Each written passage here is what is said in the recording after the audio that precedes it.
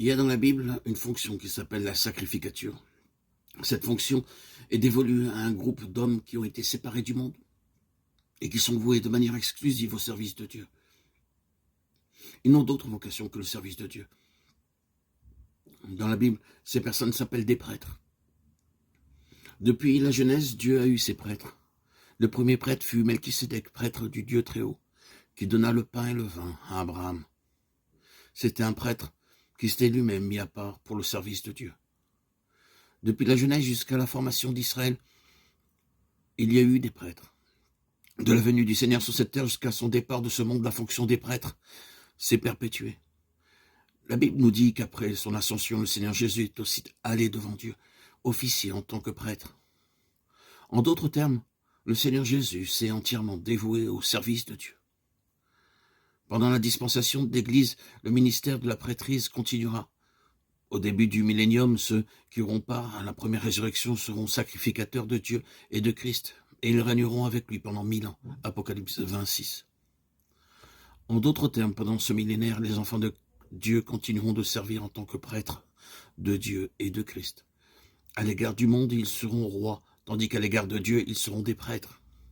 Le ministère des prêtres demeurera inchangé. Ils serviront Dieu. Le terme de prêtre n'est plus mentionné quand le nouveau ciel et la nouvelle terre sont introduits. En ce temps-là, tous les enfants de Dieu et ses serviteurs ne feront autre chose que servir Dieu. Dans la cité de la Nouvelle Jérusalem, tous ses serviteurs le serviront, lui, et ses enfants le serviront également. Nous voyons donc que cette fonction de prêtre est une chose merveilleuse.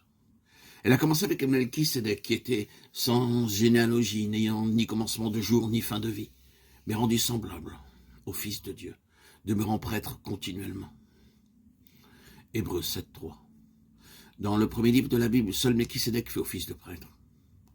Mais le dessein de Dieu, ce n'est pas d'avoir une ou deux personnes qui soient des prêtres, mais d'avoir tout son peuple entièrement composé de prêtres.